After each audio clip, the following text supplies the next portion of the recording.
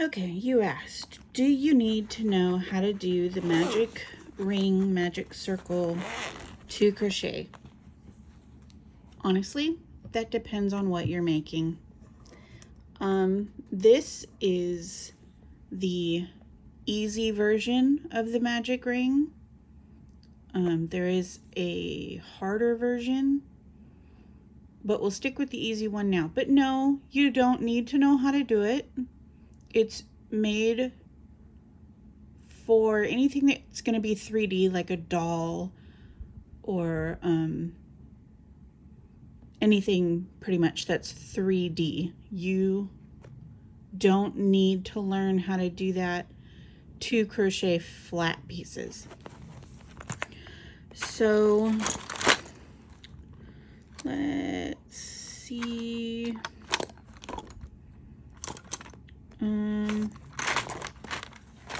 Let's do a 5.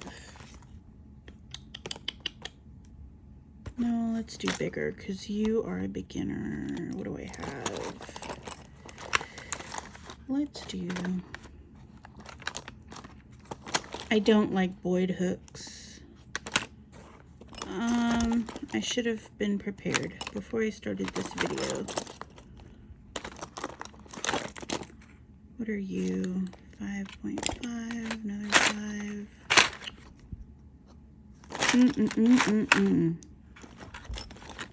Nonsense.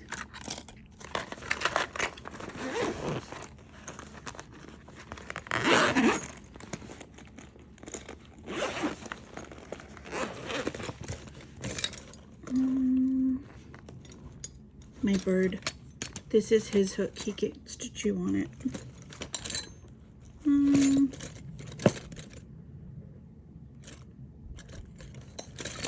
I don't know where all my big hooks went. Somewhere. Okay, we'll just use this one. It's fine. Hook size doesn't matter. When you're beginning, try to use a bigger hook. Try to use bigger yarn so you can see what you're doing. Let's see here. Your thing says make a slip knot and chain 2. So I hold my yarn like this. You do what's comfortable for you. There's no right or wrong. So slowly, right? So put your hook on there, spin it, and then grab it here and pull through. That's a slip knot. It says to chain 2, so we're going to do 1, 2, and then it's telling you to insert the hook into the first chain and work a single crochet 6 times in the same stitch. So here's your first one, here's your second one, and I pulled it tight. You don't want to do that. So I'm going to redo that one because you don't want tight chains. So there's 2, and this is where we do 6 in the first. So the first one is just going to be one little loop here. It's just one loop. And you grab the working yarn, pull it through the loop. Now you have 2 loops on your hook. Grab the yarn again, pull through both loops. That is a single crochet. And you would go back in that same hole,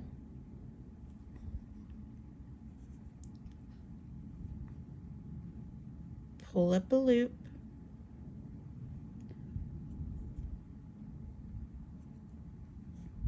pull through both.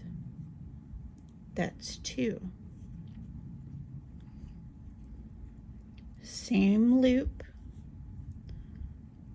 pull it up, pull through both, that's 3.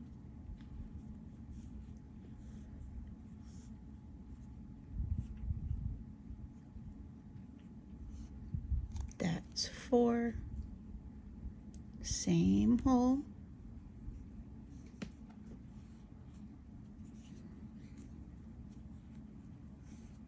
That's 5. We're going to do it one more time. And that's 6. And that makes a ring. Mine has a big hole in it because this hook is too big for this yarn. I'm only using this hook so it's easy to see what I'm doing. Now, pull tightly on the tail of the yarn to close the center of the ring. If I pull on this, nothing's going to happen. That's not going to close anything. I don't know why it says that. You do this on the harder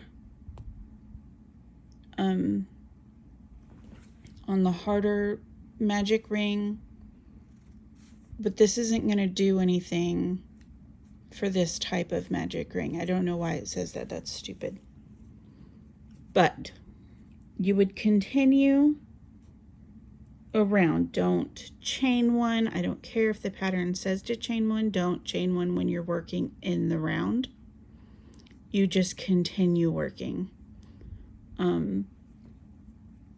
Normally I would have a bobby pin here that I don't seem to have at the, oh yes I do. Bobby pin.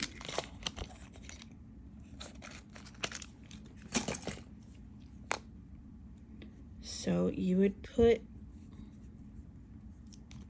let's turn this off because it's distracting. Okay. You would put your bobby pin in your first stitch when you make the first stitch. I'm late doing it. It would go here. You'd take it out. You'd start your next row going underneath. This is that V right here. You go underneath both of those loops.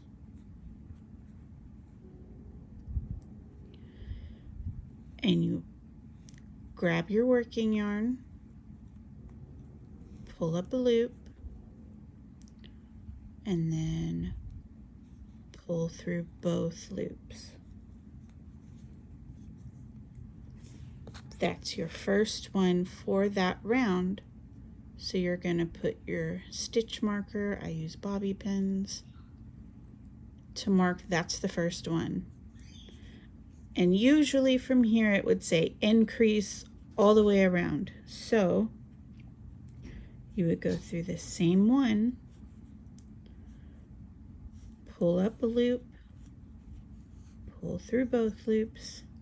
That's 2 in the same stitch. And you would do that all the way around into this same loop twice. Here's my third one. You can kind of see the next hole. Go under both loops, pull up, go through both loops. Same stitch, single crochet, next stitch, there's my V, go underneath and go through both.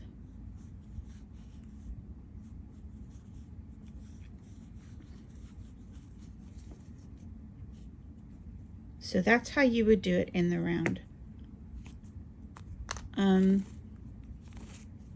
You don't have to learn that way though, and I think that's more complicated than a beginner. That's not a good place to start. I'm going to make you a secondary video on how to do a flat piece.